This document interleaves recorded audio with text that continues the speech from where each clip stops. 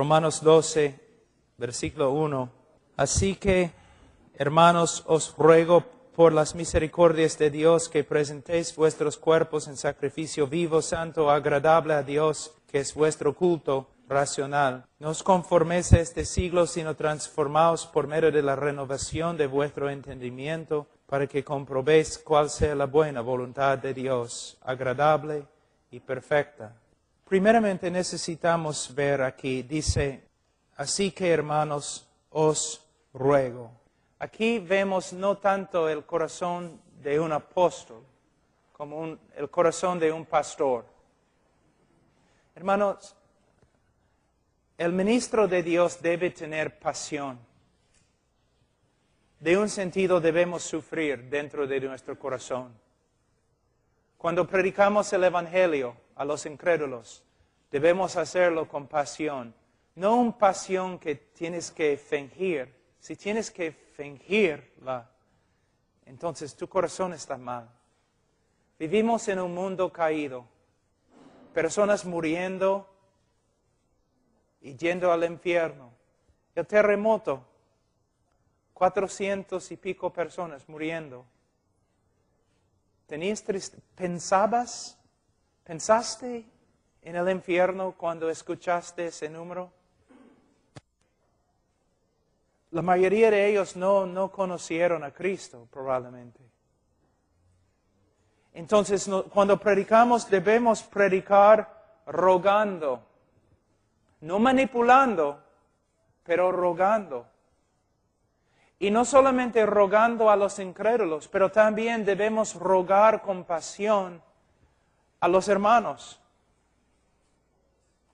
Y no solamente a los hermanos que están andando mal, sino aún a los hermanos que están andando bien, que siguen, que se santifiquen más, que estudien más, que amen más, que abunden.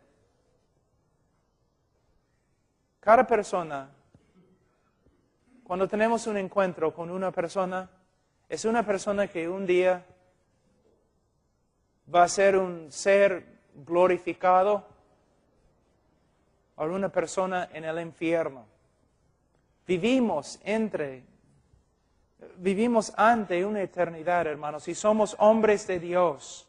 Cuando miramos al pueblo de Dios, cuando miramos a los incrédulos, debemos llorar.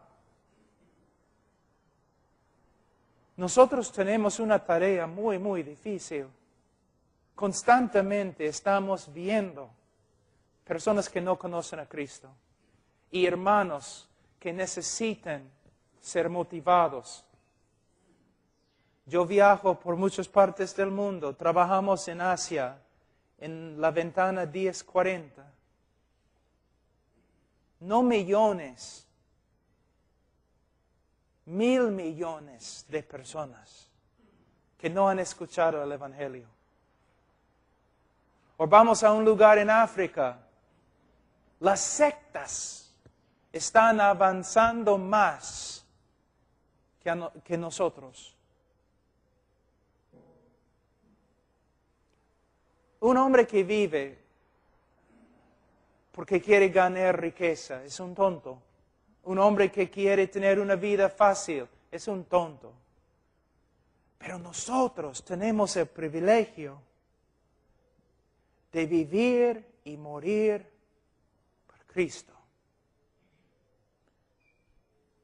Cuando predico, siempre predico pensando en la eternidad.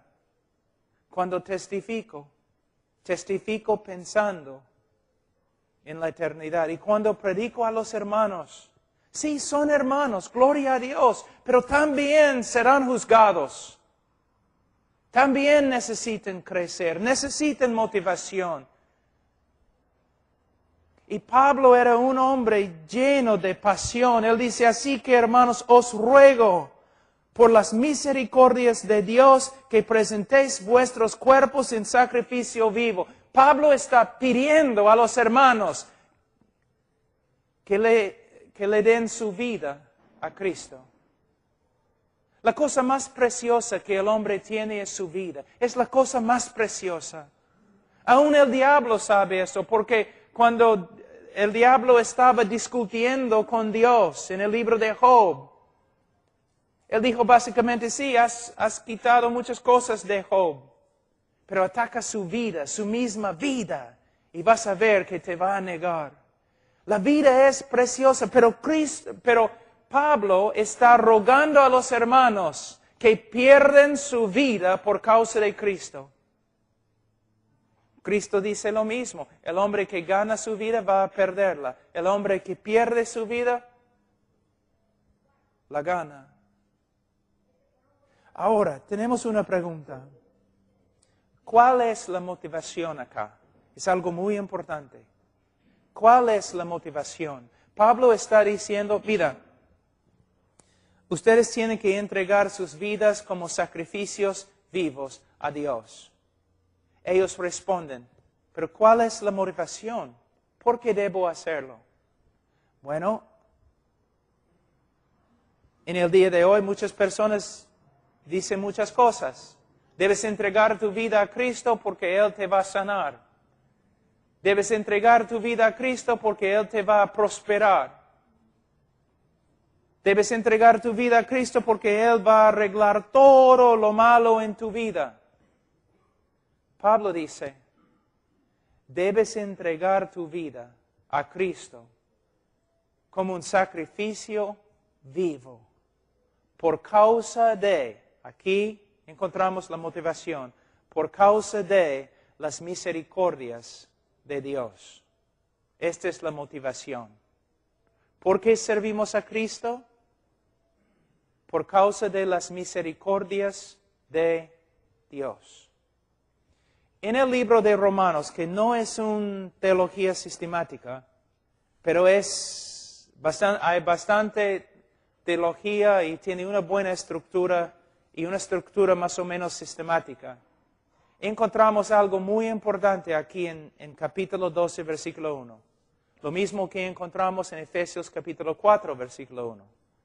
En los primeros 11 capítulos, el apóstol Pablo está explicando todo lo que Dios ha hecho por su pueblo en la persona de Jesucristo.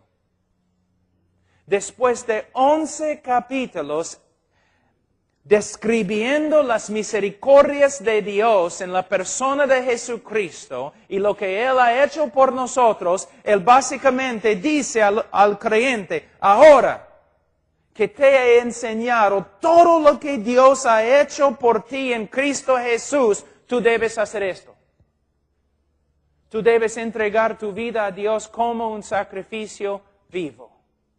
Entonces, la motivación de la vida cristiana es lo que Dios ha hecho por nosotros en Cristo Jesús. ¿Necesitas otra motivación? En el día de hoy parece que los cristianos necesitan otras motivaciones.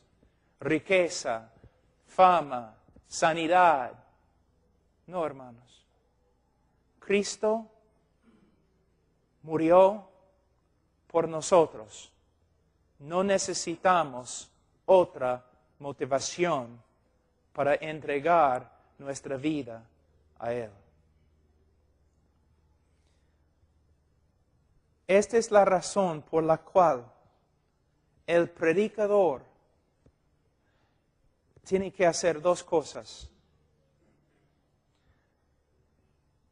Para que el pueblo de Dios ame a Dios más y más y más, es importante que el predicador enseñe quién es Dios. Enseñando los atributos de Dios, las obras de Dios. Todo lo que es Dios y todo lo que es la obra de Dios. Enseñando estas verdades a la congregación siempre. ¿Por qué? Dios es perfecto.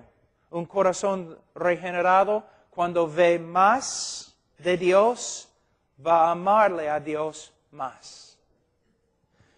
También, no solamente los atributos de Dios y las obras de Dios, pero principalmente lo que Dios ha hecho por nosotros en la cruz del Calvario.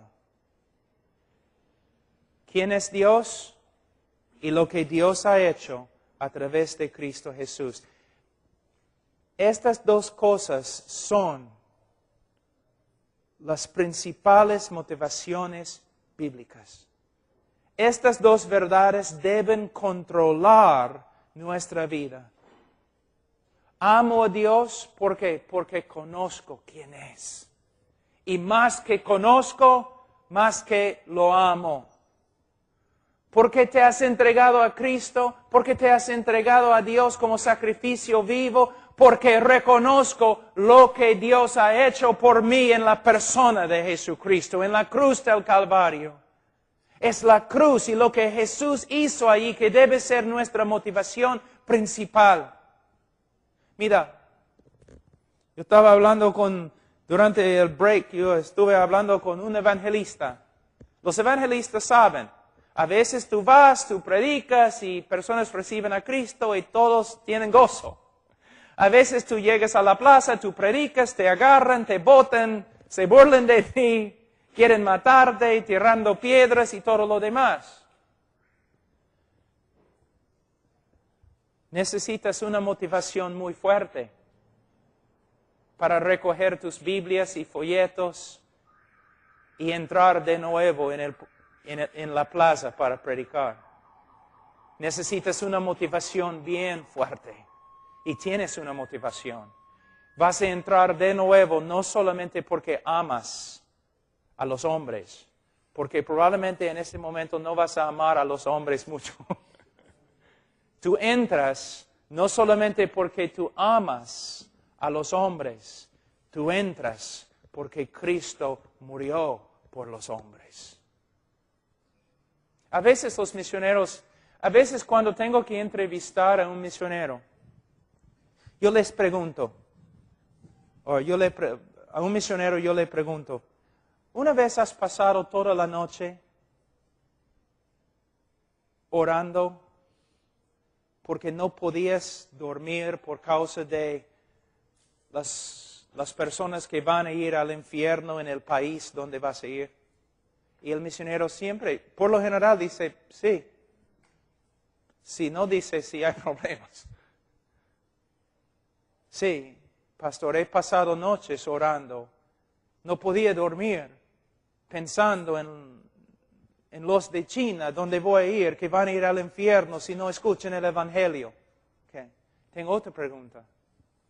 ¿Una vez has pasado la noche sin dormir, orando? Porque en China Dios no se glorifica como debe glorificarse. Porque los chinos no están adorando a Dios como deben adorar a Dios. Porque Dios y su nombre no está exaltado como debe ser. Mayormente dicen, no, nunca he pensado así. Hermanos, debemos tener, creo que la palabra es celos por las almas. Sí, pero más debemos tener celos por la gloria de Dios. Dios no se glorifica. Tú mires un lugar bien bravo, ¿no? La Victoria, Gamarra, algún sitio así. Tú comienzas a orar. No solamente debes pensar, y no principalmente debes pensar, yo voy a ir allí porque hay almas que están, perdiéndose. Aunque debe ser una motivación, no debe ser la motivación principal. La motivación principal es, yo quiero que Dios sea exaltado en ese lugar. ¿Ves? Y mira, soy bíblico. 2 mandamientos. El mandamiento más grande y el segundo. El más grande, amarás a Dios. El segundo, amarás a tu prójimo.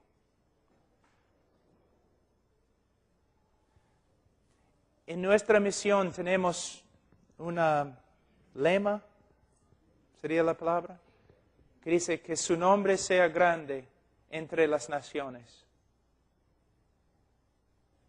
Yo amo las almas y quiero ver la salvación de todos.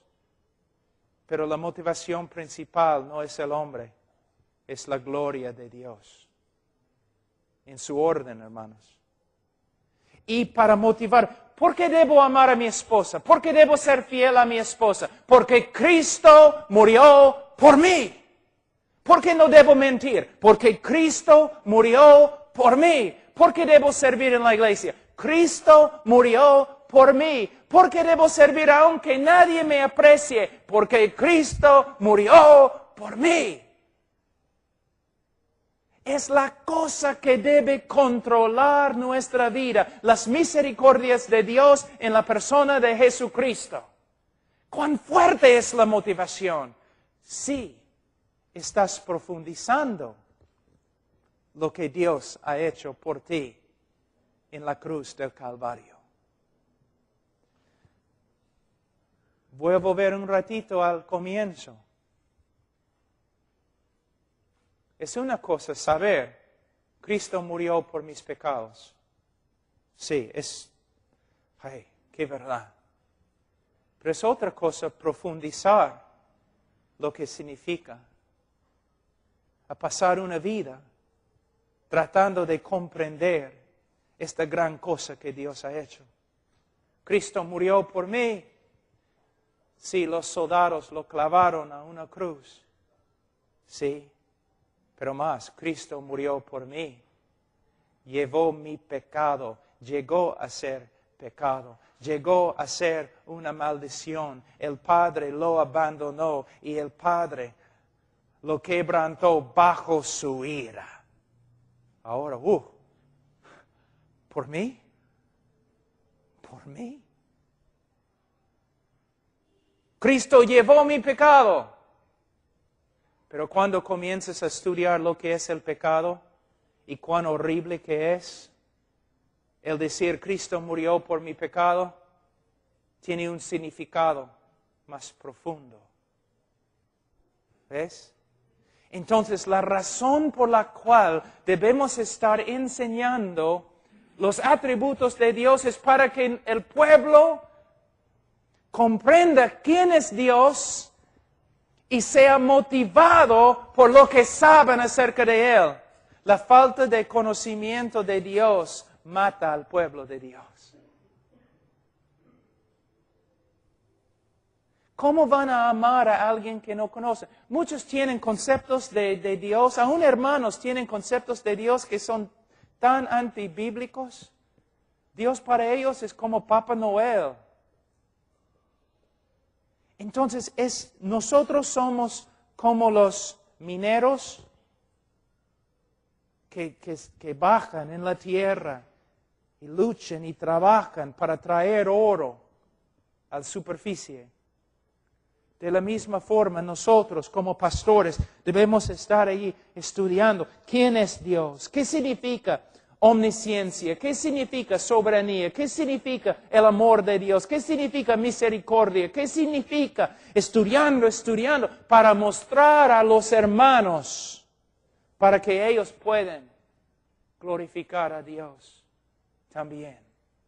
Es nuestro trabajo. No simplemente enseñar lo que debemos o no debemos hacer, sino enseñarles por qué.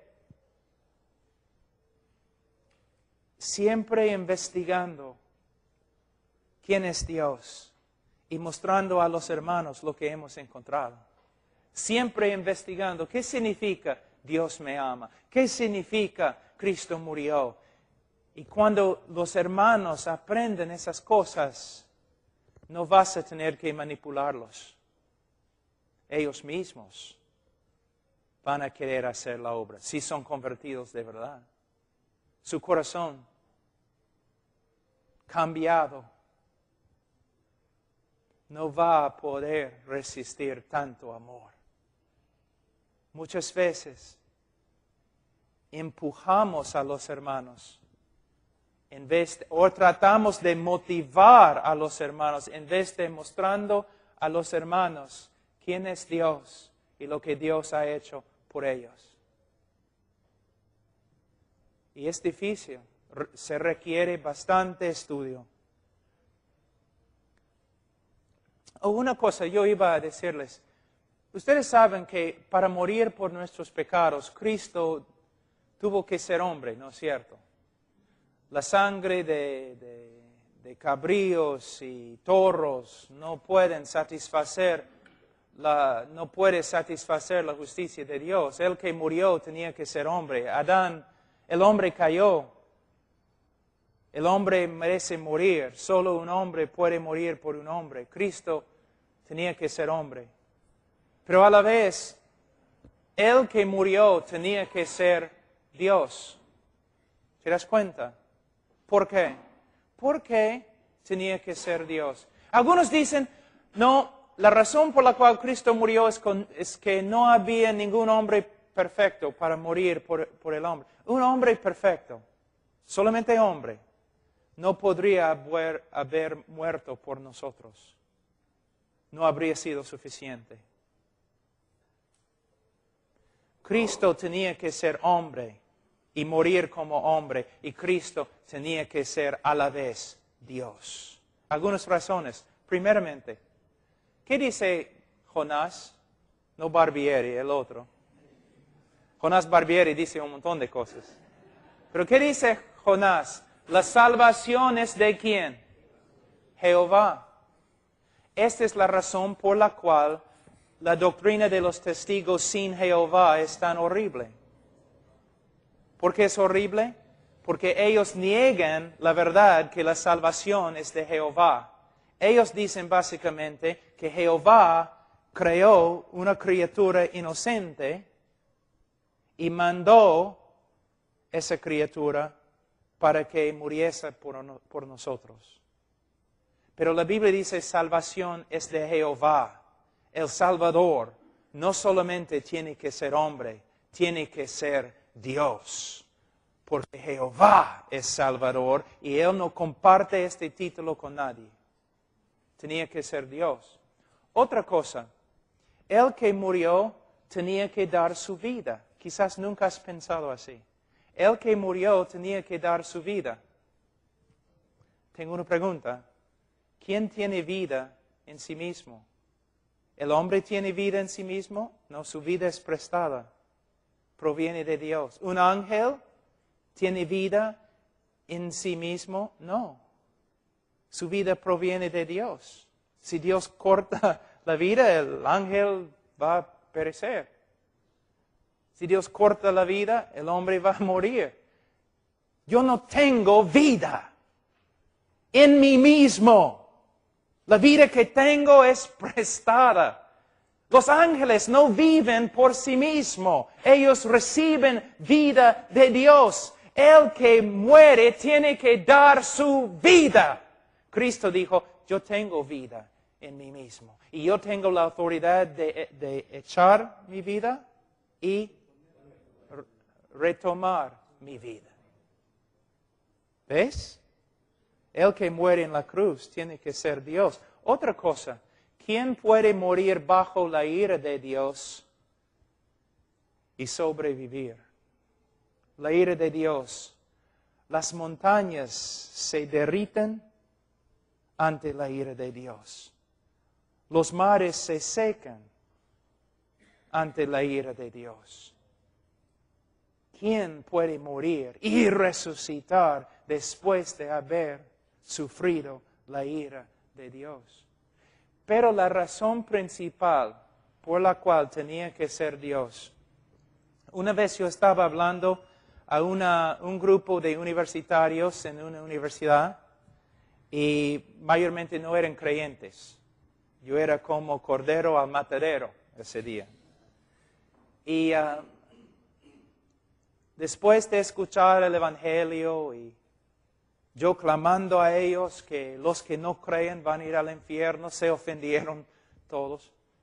Pero durante las preguntas y respuestas, un joven, medio enojado, se paró y dijo, yo tengo una pregunta para ti, predicador. ¿Está bien? ¿Qué? ¿Cómo es que un hombre puede sufrir solamente algunas horas y salvar a una multitud de hombres de una eternidad en el infierno. No es justo. Yo empecé a llorar con gozo. Y le dije, joven, cuánto me gusta contestar tu pregunta. Es algo que a veces en la noche no puedo dormir pensando en esta respuesta. La razón por la cual ese hombre podía sufrir solamente algunas horas en la cruz y salvar una multitud de hombres de una eternidad en el infierno, es porque ese hombre tiene más valor que todos los hombres juntos. Cuando los teólogos hablan de la perfección del sacrificio de Cristo, no están hablando solamente del hecho que su sacrificio fue sin pecado. Están hablando también del valor del sacrificio. Tenía que ser, Dios es un Dios infinito. Nuestros crímenes contra Él son infinitos.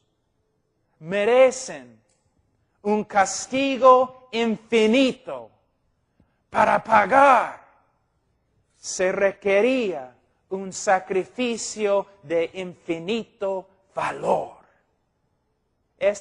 Por esta causa, amo a Cristo. Esta es la razón. ¿Quema tu corazón en este momento? El mío quema, se quema. Con gozo, Cristo, ¡wow! Mira lo que Dios ha hecho. Mira quién es Dios. Quiero servirle, quiero testificar, quiero caminar en la santidad. Tu congregación necesita lo mismo. Necesitan aprender de la grandeza de Dios para que puedan, con corazones de fuego, servirle. Necesitan más que simplemente tú debes amar a Dios, debes amar más a Dios.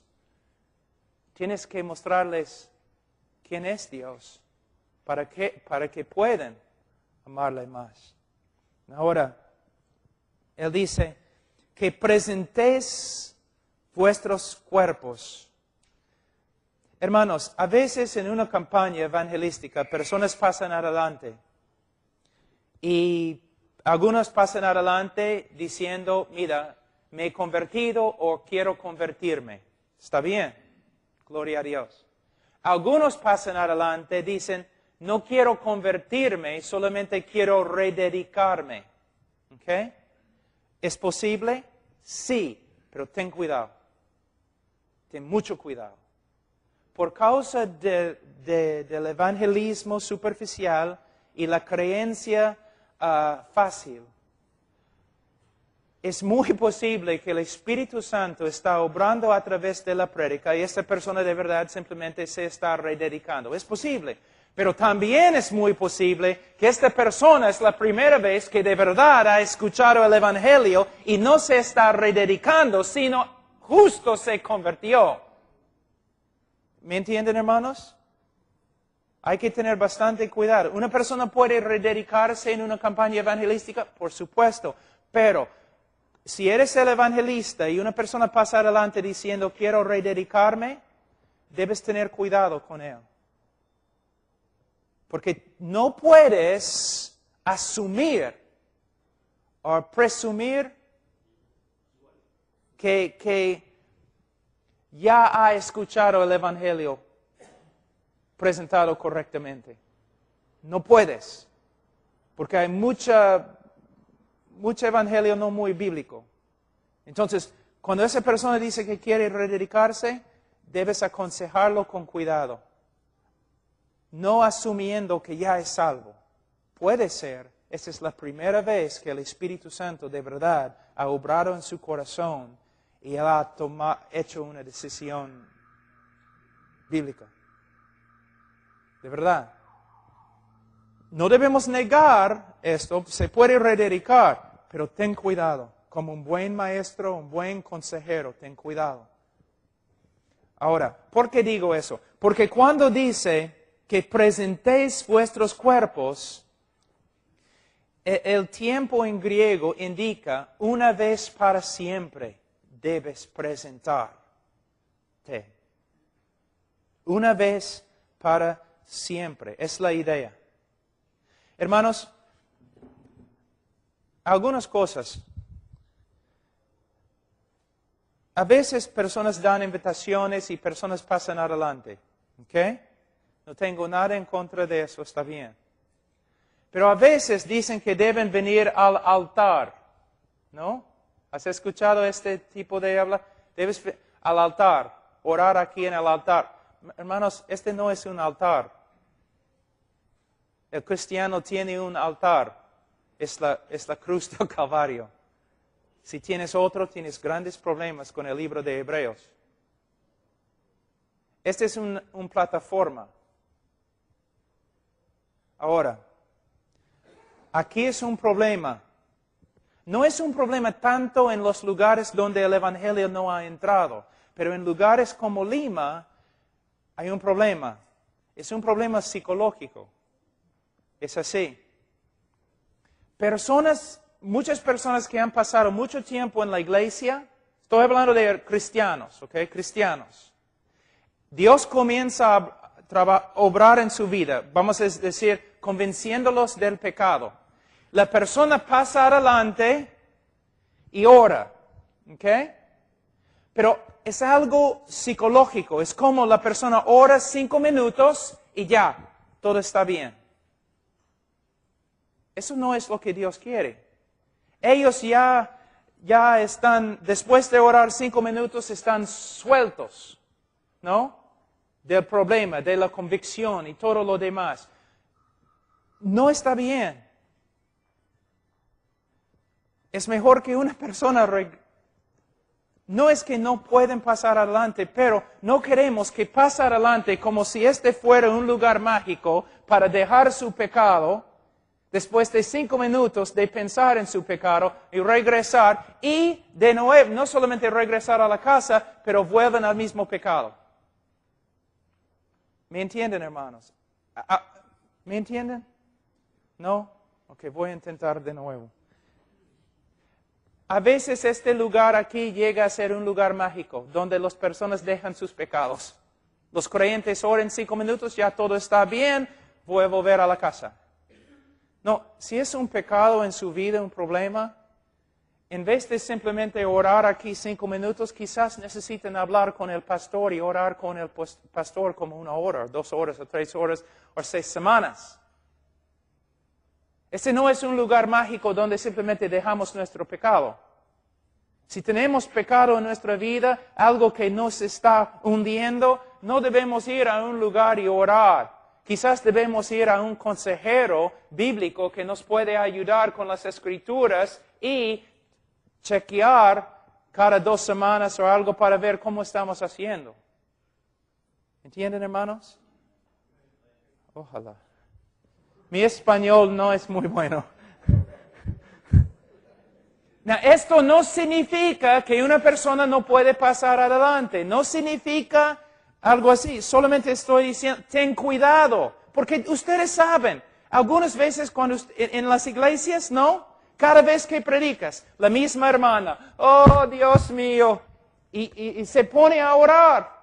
Nunca cambia, pero cada domingo está ahí en el altar orando. Quizás debes ir, hermana, quizás tú debemos tener una reunión algunas horas y hablar de tu problema. ¿Ves? Es lo que estoy diciendo. También, no entre los incrédulos, pero entre los hermanos. Si estás predicando y hay un hermano que constantemente viene para rededicar su vida, hay problemas. Pero vemos esto, ¿no es cierto? En la iglesia. Si yo veo una persona que constantemente está pasando adelante para rededicarse, yo empiezo a pensar, quizás esta persona no conoce a Cristo. O, si conoce a Cristo, tiene algunas ideas no bíblicas. Yo me regocijo cuando personas responden al mensaje, pero hay que tener cuidado. Porque aquí dice, una vez para siempre. Que presentéis vuestros cuerpos en sacrificio vivo. Ahora, algo de... Bueno. Que presentéis vuestros cuerpos. Este tipo de... Esta frase es un poco inusual para Pablo. Vuestros cuerpos. ¿Por qué dice cuerpos? Yo te digo. ¿Has visto a los hermanos? Porque estamos hablando de los que se dicen hermanos acá. ¿Has visto a los hermanos que dicen, yo he dado mi corazón a Cristo? Pero está ahí afuera, está fumando pasta, un montón de cosas. No, fornicario, persiguiendo a las mujeres, emborrachándose, todo lo demás. Pero cuando hablas con él, tú no puedes leer mi corazón. He dado mi corazón a Cristo. Necesitas usar este texto. Cristo no quiere tu corazón, quiere tu cuerpo. La razón por la cual yo creo Pablo está usando la palabra cuerpo aquí es para evitar estas ideas místicas superficiales. He dado a Cristo mi corazón. No puedes juzgarme, tú no puedes leer mi corazón. Sí, pero si Cristo tiene... El corazón en la Biblia es el sede de todo lo que eres. Centro, epicentro, eje de todo lo que eres. El corazón es tu naturaleza, es quien eres.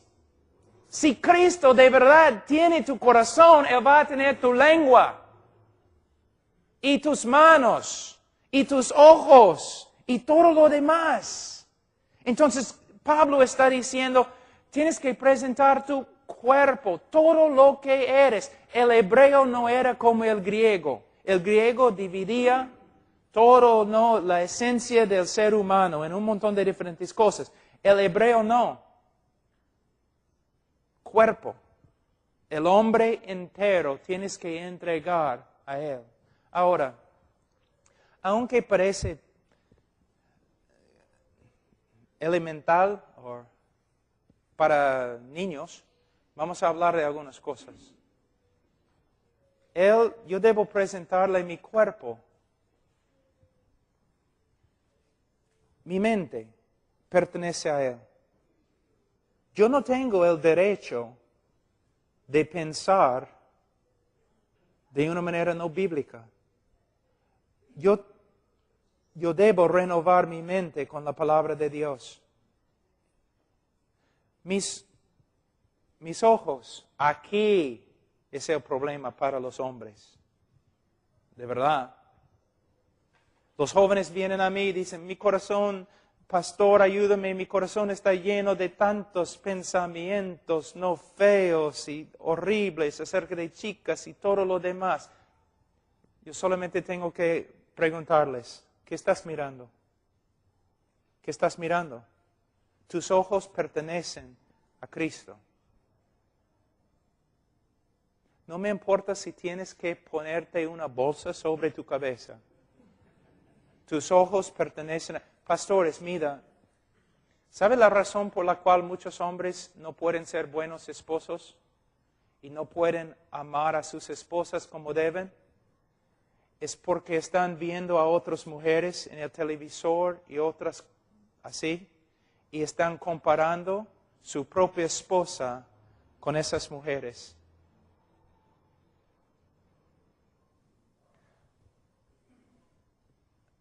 Los ojos. No puedes ser un hombre de Dios sin controlar los ojos. No puedes. No puedes, no puedes, olvídate. No me importa cuán inteligente que seas, los ojos. Hay lugares, hay tiendas. Estas grandes tiendas en Estados Unidos que se llaman malls, like Jockey Plaza. Yo no voy. Simplemente porque si voy, va a haber pósters, avisos bien grandes con chicas semidesnudas. Yo soy hombre de Dios. No voy. O si voy, voy así. O me pongo lentes con un palito así y mi esposa me guía. Pero hermanos, mira, un violinista, un viejo famosísimo en Europa, tocó en su último concierto. Y después de tocar, un joven violinista se le acercó y dijo, Señor, yo daría mi vida para tocar como tú. Y él dijo, he dado mi vida para tocar como toco. Hay hombres de Dios, evangelistas, predicadores, pastores, maestros. Tú puedes ver que son diferentes. De verdad. Dwight L. Moody, Carlos Spurgeon, aún hoy día hay. Tú sabes, hay algo diferente. ¿Sabe qué? Han dado su vida. Ellos dicen, no voy a mirar, no puedo, porque si lo hago voy a contristar el Espíritu Santo que obra poderosamente en mí. Hay que tomar una decisión. No solamente los incrédulos, algunos creyentes necesitan hacer decisiones. Hay algunas cosas que pueden estorbar tu ministerio. No sé cómo funciona la soberanía de Dios por acá, el cristiano y su voluntad por acá, no sé cómo, no sé. Pero solamente yo sé esto, Dios es soberano y el que empezó en ti la buena obra la va a perfeccionar y a la vez puedes estorbar tu ministerio. Es cierto. Y mayormente es por la falta de santidad. Los ojos, los oídos, las manos, los pies. Todo pertenece a Él.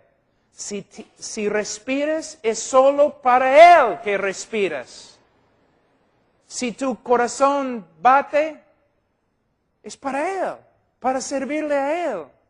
Todo es para Él. Eres esclavo. Cuando Pablo dijo que él era esclavo de Jesucristo, ¿no? Varias veces él tiene ese, ¿no? Doulos tu Theo, doulos yo su Cristo, constantemente en sus cartas. Yo creo que él estaba diciendo que él era prisionero del amor de Dios. El amor de Dios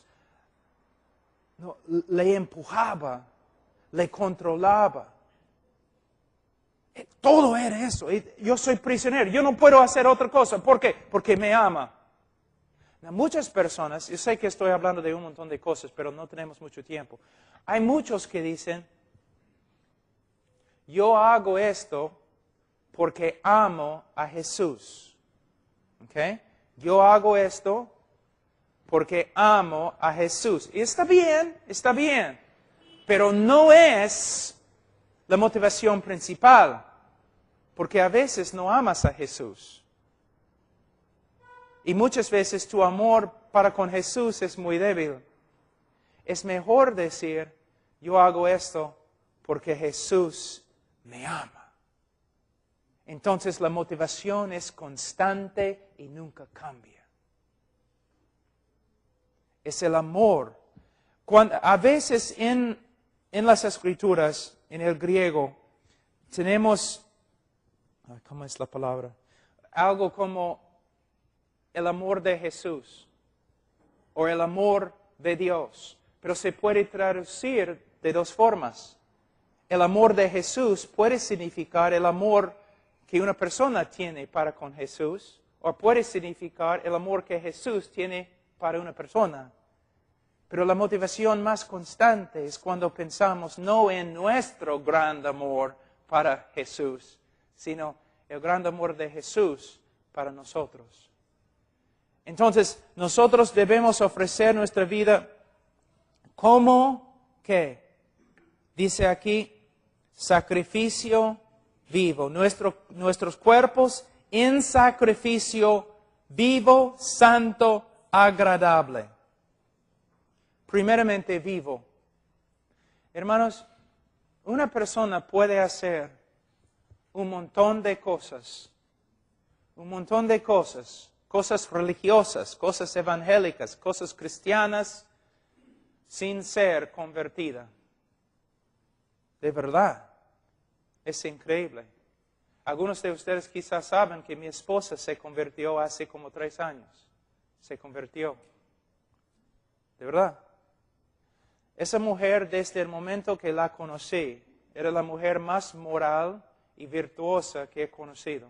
Cuando tenía 12 años, ella hizo su decisión. Un predicador le dije básicamente lo siguiente: mira, todos los demás en el colegio han recibido a Cristo, ¿por qué tú no?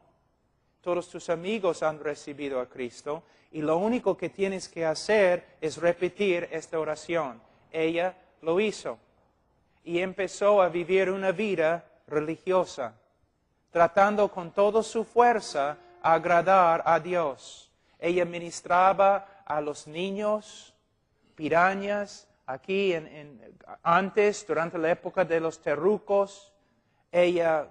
Conmigo ella salía por el río Marañón, el río Amazonas, por la sierra, por lugares, pasando por los terrucos, todo. Pero después de cada año, mientras cada año pasó, es peruana, cada año, yo empecé a ver algo. Como una persona luchando para hacer lo correcto. Una persona moral, tratando de agradar a Dios. Pero cada año esta persona se notó que no podía. Y una noche yo estaba predicando en una campaña evangelística en San Antonio, en Texas, en la calle, bajo una carpa bien grande. Al lado de la carpa era un hueco donde estaban fumando pasta.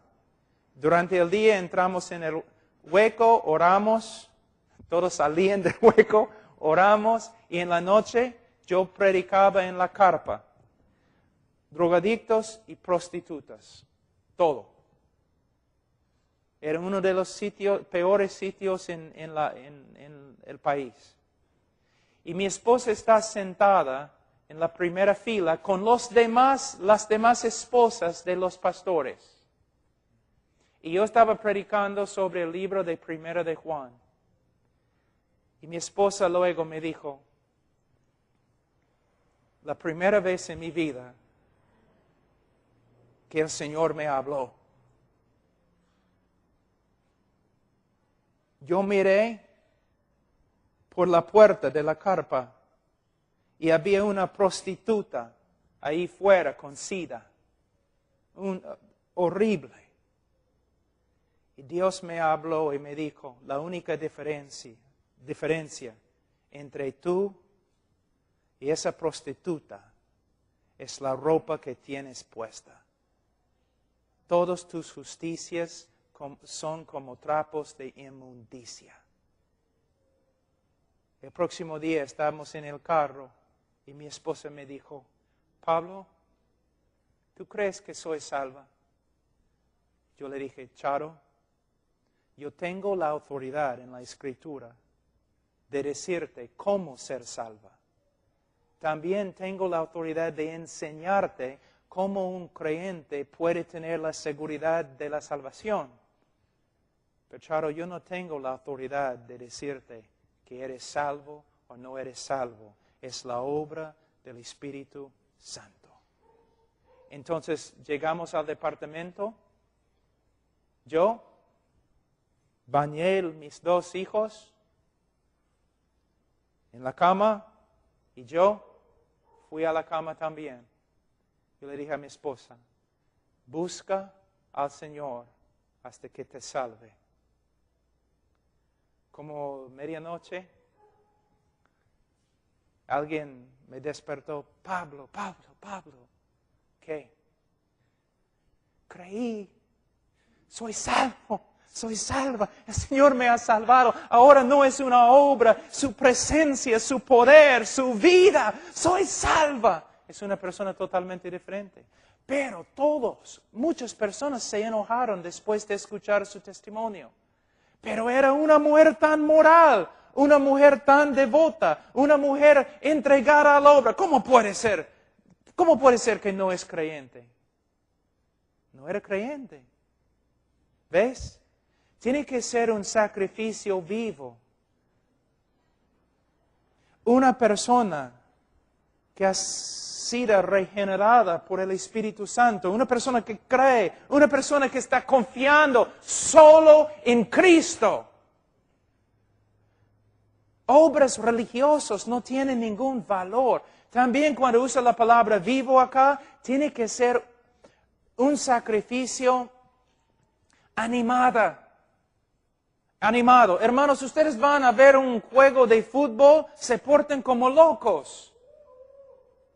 Tanto ánimo y todo lo demás. Hermanos, debemos tener ánimo en las cosas de Dios. Debemos. De verdad, debemos animarlos los unos a los otros. Es lo que significa.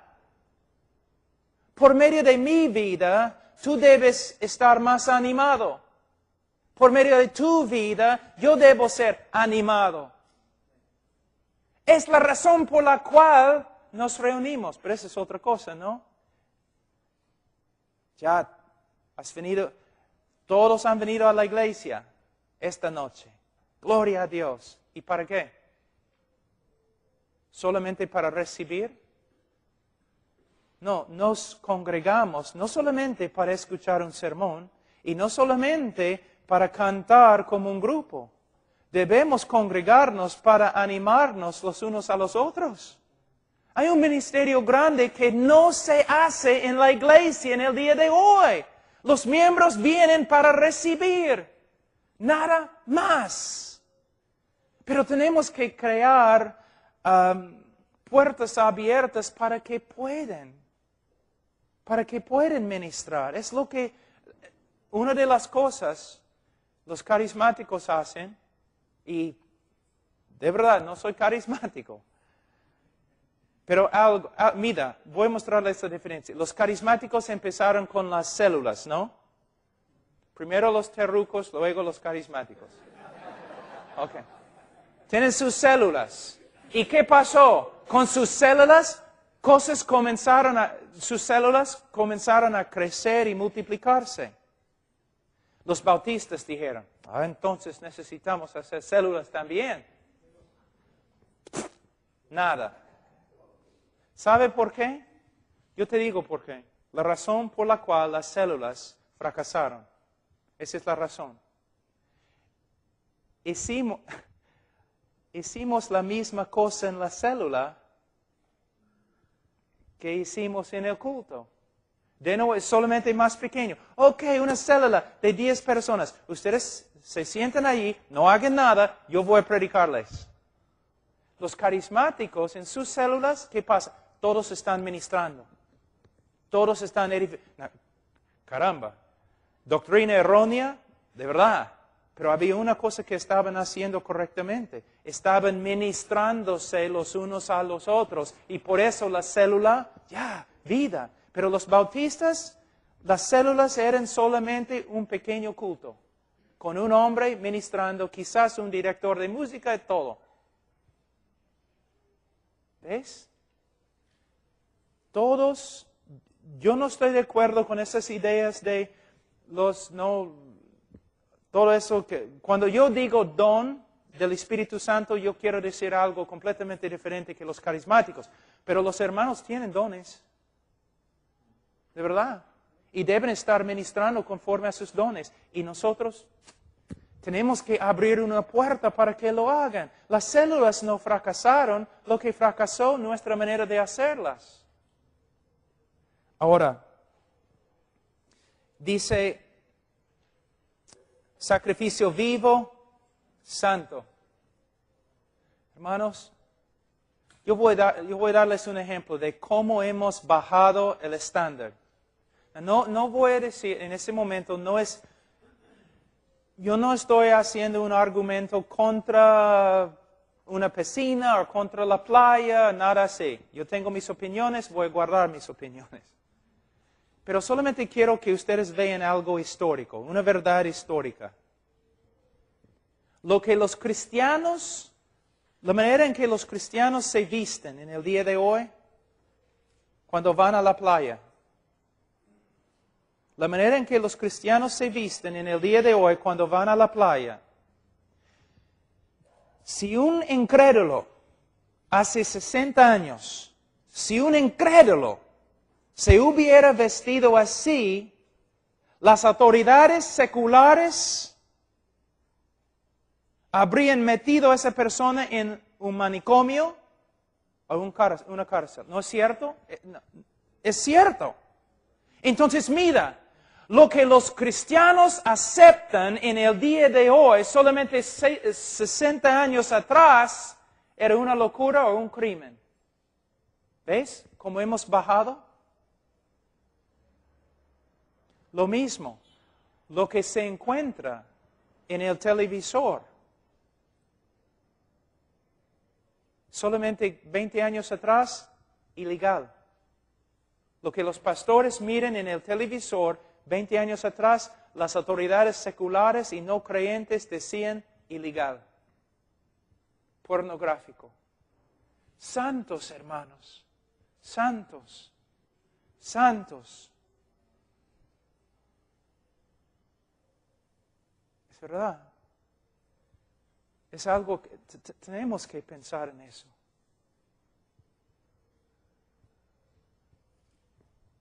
No hay manera de pasar por alto este tema. Dios es un Dios santo. Y para los creyentes, la santidad no debe ser una carga. Debe ser un gozo. Ahora, vamos a hablar un ratito de la santidad. Voy a mostrarles algo interesante acerca de, palabras. Palabras tienen significado. Diferentes palabras tienen diferentes significados. Cuando yo digo santo, ¿qué piensas? Mayormente cuando una persona escucha la palabra santo, piensa sin pecado, puro, sin pecado, no hay oscuridad, no hay pecado, no hay maldad, santo. Entonces, ¿qué piensas cuando escuchas la palabra justo? Bueno, sin pecado.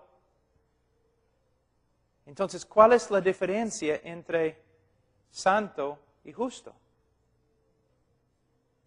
Justo se refiere más a no pecar. Justicia significa conforme al carácter y a la voluntad de Dios. Justicia, el ser justo, es conformarse a un estándar. El estándar en la Escritura es el carácter y la voluntad de Dios. ¿Qué significa santo? Santo no significa principalmente sin pecado. La palabra santo proviene de una palabra hebrea que significa cortar. Cortado. Imagínate una zanahoria. Tu esposa no corta así. Y después, cuando ya hay un montón, con el cuchillo va así, mira. ¿No? Separa lo que ha cortado. De ahí corta y separa. Santo significa cortado, separado. Cuando decimos que Dios es santo, no significa principalmente que es sin pecado, aunque es sin pecado. Sino significa que Dios está separado, es único, no es común. No hay nadie como Dios, nadie. Una pregunta, entre dos criaturas, tenemos un arcángel, ¿no? Y un gusano. ¿Cuál de estas dos cosas son más como Dios? ¿Cuál de estos es más como Dios? ¿El arcángel o el gusano nadando en el desagüe? ¿Cuál? No. Ninguno. Lo que tienes que entender, Dios no es como nosotros, solamente más grande. Dios no es como su creación, solo más grande. Dios no es nada como nosotros. Este arcángel no es más cerca a Dios que este gusano, porque Dios no es como nadie. ¿Ves? ¿Ves? No es como nosotros, solamente más grande. No es como nosotros. No es como los ángeles, simplemente más grande. El ángel en toda su gloria no puede jactarse de ser más como Dios, porque Dios es tan lejos de él como del gusano. Así es la gloria de Dios. Cuando decimos que Dios es santo, significa no hay nadie como Dios. También Moisés, ¿no? Dios dice, Moisés, vete a Egipto. Moisés dice, pero ¿cómo te llamas? ¿Quién eres? ¿Quién eres? Dios dice, yo soy quien soy. Ahora, eso es importante. Vamos a decir que un marciano llega a Barranco. ¿Ok? He escuchado que ya han llegado.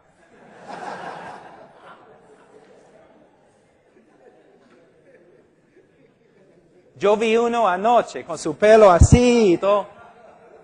Aretes por todos lados. Ok, vamos a decir que hay un marciano y entra acá y me dice, Pablo, ¿quién eres? Yo digo, bueno, yo soy como él. Y yo soy como él.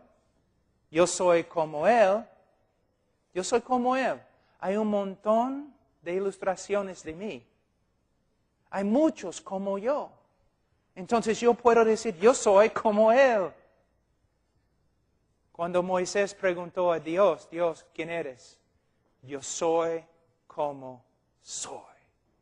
No hay nadie como mí. Pero hace 2000 años alguien preguntó, Dios, ¿quién eres? Y Dios dijo, yo soy como él, señalando a Jesucristo. Entonces, cuando dice que Dios es santo, significa que es totalmente separado. ¿Sabe qué? No es bíblico decir Dios es número uno en mi vida. Dios es tu vida. Él no tiene competencia. No hay 2, 3, 4, 5. Él es tu vida.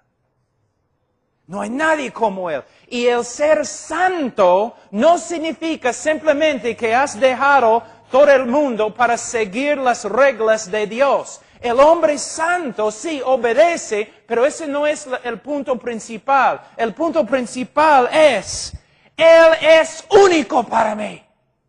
Yo pertenezco a Él. No solamente he dejado el mundo, pero yo he dejado el mundo para tener Él. Un fariseo puede dejar el mundo y puede guardar reglas, pero solamente un corazón como el corazón de David puede decir, solo Dios tengo, nadie más, en la tierra, en el cielo, Él es mío, es todo lo que quiero. Uno que se separa de todo lo demás para tener Él. Esa es santidad.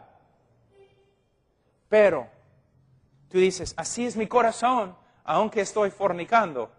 No. Porque si de verdad Dios es la pasión de tu vida, esas cosas no van a ser la pasión de tu vida. Entonces, un sacrificio santo y agradable. Al final, agradable a Él. Bien hecho, siervo fiel. Entra. Ahora, tenemos que apurarnos, dice, que es vuestro culto racional.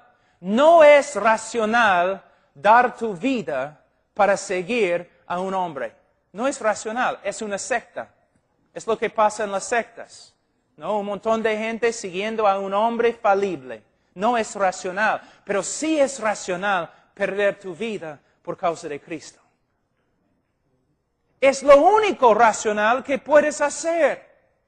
No hay otra cosa racional.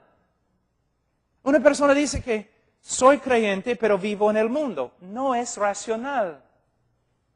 Soy creyente, pero voy a seguir los deseos de este mundo. No es racional. Es racional si uno dice, yo creo en Cristo, le doy mi vida.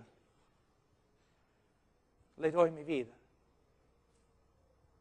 Muchas personas quieren tener un poquito de religión, ¿no? Un poquito del evangelio. A veces los predicadores, ay caramba, en Estados Unidos, ellos dicen cosas así. Hablando a los incrédulos, ¿ya? Campaña evangelística. Ustedes tienen una buena vida. Tienen casas bonitas y carros bonitos. Tienes una buena esposa y sus hijos son muy inteligentes y fuertes. Ustedes tienen una buena vida. Solamente les falta una sola cosita. Ustedes necesitan a Jesús. Ahí entonces tu vida va a ser perfecta. Blasfemia. Cristo no es una cosita que necesitas para cumplir todo lo demás. Si no tienes Cristo, no tienes nada. Nada. Nada. Ustedes saben, los que son casados, tu esposa no puede comprar un vestido. Solo un vestido. Porque un vestido necesita correo. Y un correo necesita zapatos. Y zapatos necesitan un sombrero, algo, y una bolsa así. Y al final ya tienes que vender tu carro y todo lo demás.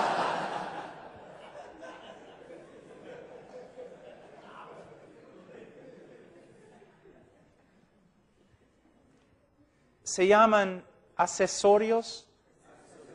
¿Accesorios? Cristo no es un accesorio. No es un accesorio. Es nuestra vida o no es nada. Es por eso cuando la Biblia dice los que le recibieron, reducir esto a la repetición de una oración es horrible. ¿Una persona puede recibir a Cristo a través de una oración? Sí, si se arrepiente y cree, Señor, sálvame.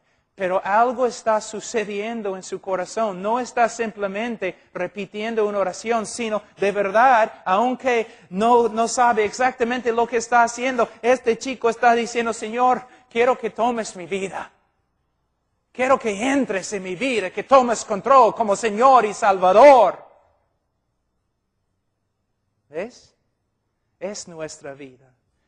Es por eso Jesús dijo, a menos que coman mi carne, beben mi sangre, Él está diciendo, yo soy la misma sustento de tu vida. Tú vas a vivir por medio de alimentarte de mí. Yo soy tu vida, soy el aire que respiras.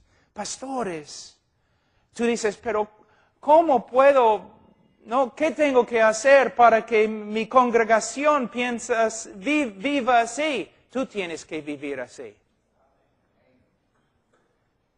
No se enseña. Un virus no se enseña, se contagia, ¿no? ¿Sabe lo que los rusos decían en la época de los comunistas? De la virus que se llama Jesús, no hay cura. Porque ellos mismos notaban que después de conocer a Cristo, un ruso moría, pero no negaba a Cristo. Es lo mismo, hermanos, si ustedes están ahí, un pie en el mundo, un pie en el reino, emocionado con respecto a fútbol, pero no con Cristo, el Calvario, viviendo en pecado, viendo cosas que no debes ver, cometiendo fornicación y un montón de cosas, ¿cómo van a tener pasión en su vida? Mintiendo, no cumpliendo su palabra, todo lo demás. No tienen que ver un hombre animado por el Espíritu Santo. Ahora, dice, no os conforméis a este siglo. Cuando hacemos adobe, a veces con Paco yo hice adobe ahí en la sierra, en aserradero, ¿no? Una caja así, y primero pones un poco de arena seca, de ahí un montón de barro, y no, ya, un adobe, perfecto. Otro adobe, igualito al otro, otro adobe, igualito al otro. ¿Cómo igualito? La misma molde, el mismo molde.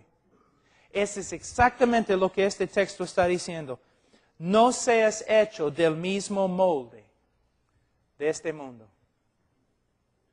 El mundo quiere influenciarte, quiere cambiarte, moldearte. Y cuando es una persona, por ejemplo, una secta o algo así, y reconocemos al toque, todo es mentira, no nos afecta. El problema es cuando poco a poco el mundo va entrando en la iglesia.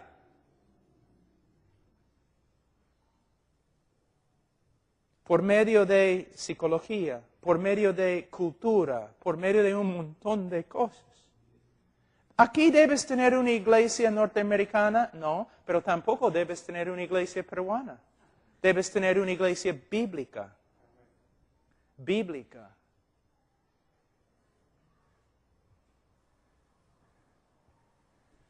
Hermanos, Martín no debería haberlo hecho, pero me mostró un montón de videos por el internet de este Marcos Witt y todo eso. Era un escándalo, hermanos. Un escándalo. Señor Witt, ¿por qué tanta gente ha comprado tu música? Muchos de los músicos seculares tienen envidia de ti. Bueno, es porque yo tengo un Dios alegre. Y todos quieren un Dios alegre. Y Dios quiere besar a todos.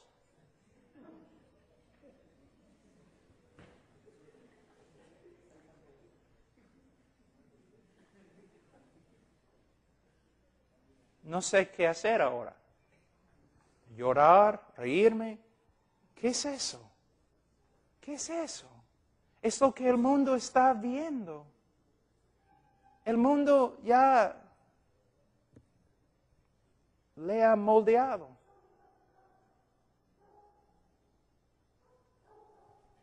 Hermanos, yo veo entre las iglesias bautistas lo mismo. Hermanos, no hacemos algo porque funciona. Hacemos algo porque es bíblico. Las sectas usan cosas porque funcionan, pero nosotros nos preocupamos más por la verdad. Yo recuerdo un director de música una vez, y él me dijo, pastor, muchos hermanos están diciendo un montón de cosas acerca de la música, no están a favor de la música. ¿Puedo hablar con ellos? Y era un hombre de Dios, entonces yo decía, claro, ¿no? Yo confío en ti. Entonces se paró y dijo, muchos de ustedes me dicen que no quieren cantar los himnos y que ustedes quieren música más movida y que ustedes no han sido bendecidos por la música que tocamos acá. Como el director de música solamente me gustaría decir, no me importa, porque la música en esta iglesia no es para ti, es para el Señor.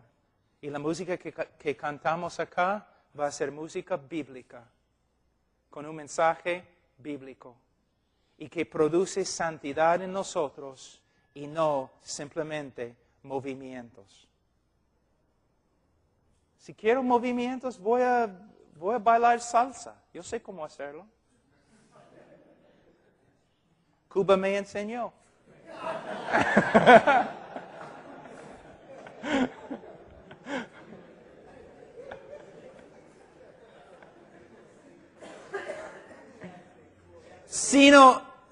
sino transformaos por medio de la renovación de vuestro entendimiento. Es la misma palabra que se usa en la montaña de transfiguración.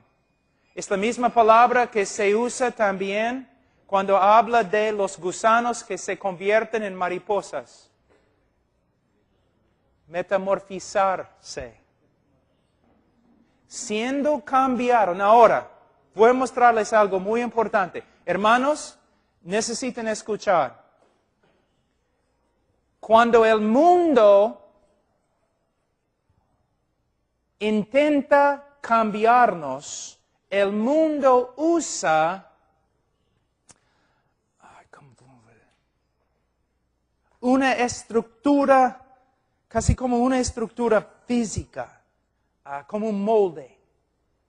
Quiere cambiarnos, aplicando presión acá, aplicando presión acá, aplicando presión acá, tratando de moldear nuestra vida por medio de la influencia de afuera, moldeándonos. Pero cuando la palabra de Dios está obrando en nosotros, es algo de dentro, algo sobrenatural, como cuando vemos este gusano metamorfizándose en una mariposa. Es algo sobrenatural, algo de vida, no presión de afuera, sino vida brotando de adentro. Pastores, ustedes no pueden manipular a la congregación por medio de simplemente no aplicar presión y gritar y amenazar y todo lo demás, pero por medio de darles la palabra. Si la palabra, cada domingo la palabra, ellos van a empezar a cambiar de adentro. Una obra sobrenatural de Dios. Y dice aquí, de la renovación de vuestro entendimiento. Hermanos, muchas personas dicen, yo no quiero estudiar doctrina. Yo no quiero estudiar teología, solamente quiero a Dios. No quiero estudiar doctrina, solamente quiero a Jesús. Bueno, casi no puedes decir algo más tonto. Estás diciendo, teología proviene de la palabra theos y logos. Theos, que significa Dios, logos, que significa discurso o palabra. Tú estás diciendo, yo quiero a Dios, pero no quiero escuchar ningún discurso sobre Él. Doctrina proviene de la palabra hebrea, leka, significa enseñanza. Yo quiero a Jesús, pero no quiero sus enseñanzas. No, hermanos, es por medio de renovar la mente. Tú dices, ya, pero hay un problema. Vamos a decir que tengo un vaso de agua. ¿Alguien tiene sed? Sí, pastor, tengo sed. Aquí, un vaso. ¿Y tú? ¿Vas a tomar del vaso? Pero antes de tomar yo te digo, un ratito, es 99% puro, por si acaso. Tú dices, ¿qué? ¿99% puro? Sí, 99% puro. El resto, orina de vaca. Y tú dices, oye, toma pues. No tengo sed. ¿Ok? Mira, yo voy a decirles algo que es verdad. Puedes estudiar la Biblia 10 horas cada día. Pero si después de estudiar la Biblia, después de 10 horas de estudiar la Biblia, tú te fijas en algo mundano, probablemente vas a contaminar todo lo que has hecho. No es solamente renovar la mente, sino separarse de todo lo que contamina. Hay una diferencia. Y algunos de ustedes tienen un problema porque leen la Biblia y inmediatamente se olvidan de lo que han leído. ¿No es cierto? O quizás yo soy el único que hace eso. Ok, pero mira. Un día un niño se fue a su abuelo y dijo, abuelo, caramba, yo leo la Biblia, pero después de leer la Biblia yo me olvido de todo lo que he leído. no vale. Entonces su abuelo dijo, bueno, este balde así, que usamos para llevar carbón, sí, abuelo, vete al río, llena el balde, regresa. Entonces el niño agarró el balde, se fue al río, lo llenó de agua, regresó. Pero mientras estaba regresando había huecos, un montón de huecos en el balde. Entonces regresó, dijo, caramba, no hay agua porque hay huecos por todos lados. El abogado dijo, vete al río de nuevo. Se fue al río de nuevo, un montón de agua en el balde, regresó a su abuelo de nuevo. No hay agua, no vale hacer esto porque no hay agua, hay huecos. Él dijo, mire dentro del balde. Miró dentro, limpio. Aun cuando no entendemos lo que leemos, aun cuando no recordamos de lo que leemos, la palabra de Dios nos limpia. Y la Biblia no dice, lee la Biblia solamente si puedes recordar lo que has leído. Dice, lee la Biblia. Tu vida depende de ella. Pero no vale leer la Biblia si vas a contaminarte con todo lo demás en el mundo. Hay una doctrina de separación que uno tiene que practicar. Ahora, para que comprobéis cuál sea la buena voluntad de Dios, agradable y perfecta. Hay 3 atributos con respecto a la voluntad de Dios. Buena, agradable y perfecta. Yo tengo una enseñanza acerca de la voluntad de Dios para jóvenes y no puedo dar esta enseñanza ahora, pero una parte voy a dar. La voluntad de Dios en este pasaje, solo en este pasaje, tiene 3 atributos. Es buena, es agradable y perfecta. ¿Cómo puedo saber si algo es la voluntad de Dios? Primeramente, voy a poner un poste. Si es la voluntad de Dios, es buena. Esa palabra significa básicamente saludable. Saludable con respecto a mi vida espiritual. Si es la voluntad de Dios, va a ser saludable para mi vida espiritual. Quizás es la voluntad de Dios que me crucifiquen, pero todavía va a ser saludable para mi vida espiritual. Entonces,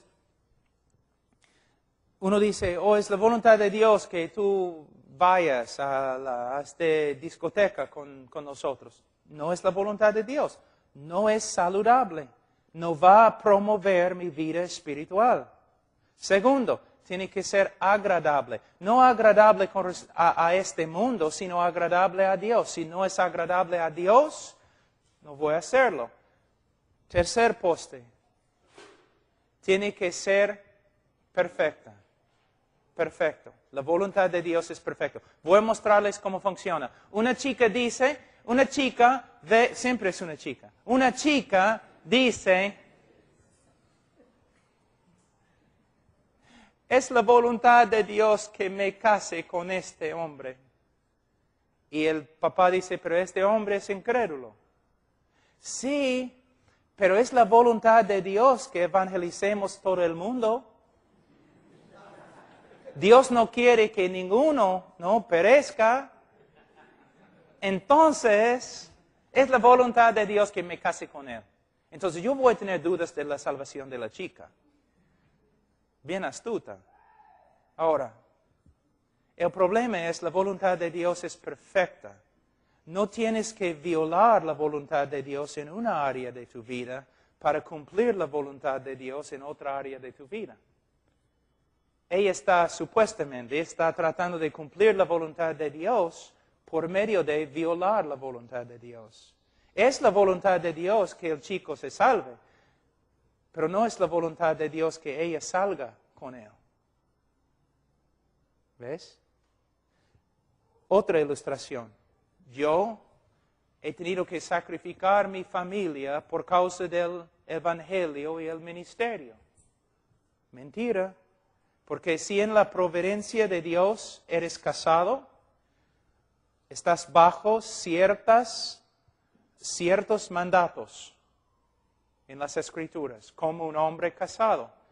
Mandamientos que tienes que cumplir. También si el Señor te ha llamado al ministerio, hay algunos mandatos. Estás bajo estos mandatos y tienes que cumplirlos. Cuando tú dices que no puedo cuidar mi familia porque estoy en el ministerio, estás diciendo que la voluntad de Dios no es perfecta. Porque tienes que violar un aspecto de la voluntad de Dios, no cuidar a tu familia, para cumplir la voluntad de Dios, que es ministrar. No. Las dos cosas puedes hacer. Las dos cosas. Y si haces las dos cosas bien, vas a morir joven. Ok.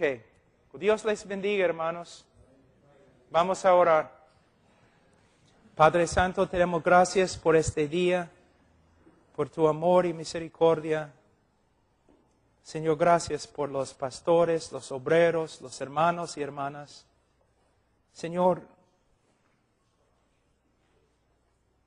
podemos discutir de muchas cosas, pero lo importante es que tú seas glorificado por medio de la redención de pecadores a través de la cruz del Calvario. Ayúdanos, Señor, a predicar tu evangelio y rogar con lágrimas que todos vengan y sean salvos. No entendemos, Señor, todo lo que es un misterio, pero lo que entendemos, creemos. En el nombre de Cristo Jesús. Amén.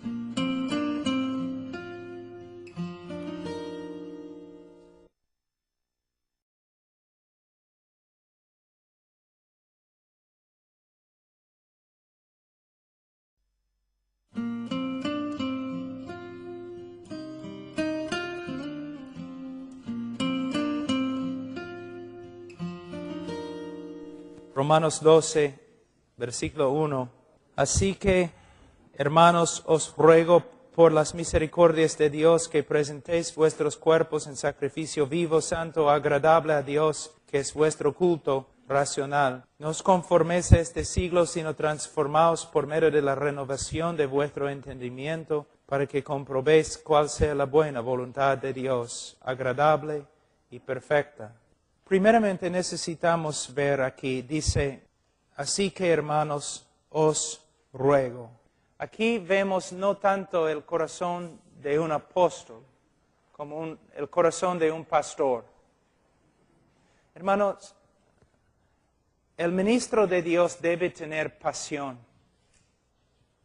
De un sentido debemos sufrir dentro de nuestro corazón. Cuando predicamos el Evangelio a los incrédulos, debemos hacerlo con pasión. No una pasión que tienes que fingir. Si tienes que fingirla, entonces tu corazón está mal. Vivimos en un mundo caído. Personas muriendo y yendo al infierno. El terremoto, 400 y pico personas muriendo. ¿Pensaste en el infierno cuando escuchaste ese número? La mayoría de ellos no conocieron a Cristo, probablemente. Entonces, cuando predicamos, debemos predicar rogando. No manipulando, pero rogando. Y no solamente rogando a los incrédulos, pero también debemos rogar con pasión a los hermanos. Cuando testifico pensando en la eternidad. Y cuando predico a los hermanos, sí, son hermanos, gloria a Dios, pero también serán juzgados. También necesitan crecer, necesitan motivación. Y Pablo era un hombre lleno de pasión. Él dice, así que hermanos, os ruego por las misericordias de Dios que presentéis vuestros cuerpos en sacrificio vivo. Pablo está pidiendo a los hermanos que le den su vida a Cristo. La cosa más preciosa que el hombre tiene es su vida. Es la cosa más preciosa. Aún el diablo sabe eso, porque cuando el diablo estaba discutiendo con Dios en el libro de Job, él dijo básicamente, sí, has quitado muchas cosas de Job, pero ataca su vida, su misma vida, y vas a ver que te va a negar. La vida es preciosa, pero Pablo está rogando a los hermanos que pierden su vida por causa de Cristo. Cristo dice lo mismo. El hombre que gana su vida va a perderla. El hombre que pierde su vida, la gana. Ahora, tenemos una pregunta. ¿Cuál es la motivación acá? Es algo muy importante. ¿Cuál es la motivación? Pablo está diciendo, mira, ustedes tienen que entregar sus vidas como sacrificios vivos a Dios. Ellos responden, pero ¿cuál es la motivación? ¿Por qué debo hacerlo? Bueno, en el día de hoy muchas personas dicen muchas cosas. Debes entregar tu vida a Cristo porque Él te va a sanar. Debes entregar tu vida a Cristo porque Él te va a prosperar. Debes entregar tu vida a Cristo porque Él va a arreglar todo lo malo en tu vida. Pablo dice, debes entregar tu vida a Cristo como un sacrificio vivo por causa de, aquí encontramos la motivación, por causa de las misericordias de Dios. Esta es la motivación. ¿Por qué servimos a Cristo? Por causa de las misericordias de Dios. En el libro de Romanos, que no es una teología sistemática, pero hay bastante teología y tiene una buena estructura y una estructura más o menos sistemática. Encontramos algo muy importante aquí en capítulo 12, versículo 1. Lo mismo que encontramos en Efesios capítulo 4, versículo 1. En los primeros 11 capítulos, el apóstol Pablo está explicando todo lo que Dios ha hecho por su pueblo en la persona de Jesucristo. Después de 11 capítulos describiendo las misericordias de Dios en la persona de Jesucristo y lo que Él ha hecho por nosotros, Él básicamente dice al creyente, ahora que te he enseñado todo lo que Dios ha hecho por ti en Cristo Jesús, tú debes hacer esto. Tú debes entregar tu vida a Dios como un sacrificio vivo. Entonces, la motivación de la vida cristiana es lo que Dios ha hecho por nosotros en Cristo Jesús. ¿Necesitas otra motivación? En el día de hoy parece que los cristianos necesitan otras motivaciones. Riqueza, fama, sanidad. No, hermanos. Cristo murió por nosotros. No necesitamos otra motivación para entregar nuestra vida a Él. Esta es la razón por la cual el predicador tiene que hacer dos cosas. Para que el pueblo de Dios ame a Dios más y más y más, es importante que el predicador enseñe quién es Dios. Enseñando los atributos de Dios, las obras de Dios. Todo lo que es Dios y todo lo que es la obra de Dios. Enseñando estas verdades a la congregación siempre. ¿Por qué? Dios es perfecto. Un corazón regenerado, cuando ve más de Dios, va a amarle a Dios más. También, no solamente los atributos de Dios y las obras de Dios, pero principalmente lo que Dios ha hecho por nosotros en la cruz del Calvario. ¿Quién es Dios? Y lo que Dios ha hecho a través de Cristo Jesús. Estas dos cosas son las principales motivaciones bíblicas. Estas dos verdades deben controlar nuestra vida. Amo a Dios, ¿por qué? Porque conozco quién es. Y más que conozco, más que lo amo. ¿Por qué te has entregado a Cristo? ¿Por qué te has entregado a Dios como sacrificio vivo? Porque reconozco lo que Dios ha hecho por mí en la persona de Jesucristo, en la cruz del Calvario. Es la cruz y lo que Jesús hizo allí que debe ser nuestra motivación principal. Mira, yo estaba hablando durante el break, yo estuve hablando con un evangelista. Los evangelistas saben, a veces tú vas, tú predicas y personas reciben. Y no solamente a los hermanos que están andando mal, sino aún a los hermanos que están andando bien, que siguen, que se santifican más, que estudien más, que amen más, que abunden. Cada persona, cuando tenemos un encuentro con una persona, es una persona que un día va a ser un ser glorificado o una persona en el infierno. Vivimos ante una eternidad, hermanos, y somos hombres de Dios. Cuando miramos al pueblo de Dios, cuando miramos a los incrédulos, debemos llorar. Nosotros tenemos una tarea muy, muy difícil.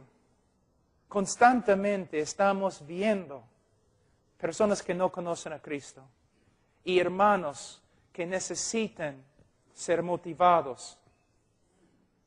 Yo viajo por muchas partes del mundo, trabajamos en Asia, en la ventana 1040.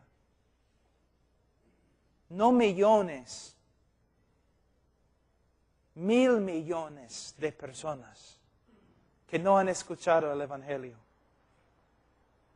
O vamos a un lugar en África, las sectas están avanzando más que nosotros. Un hombre que vive porque quiere ganar riqueza es un tonto. Un hombre que quiere tener una vida fácil es un tonto. Pero nosotros tenemos el privilegio de vivir y morir por Cristo. Cuando predico, siempre predico pensando en la eternidad.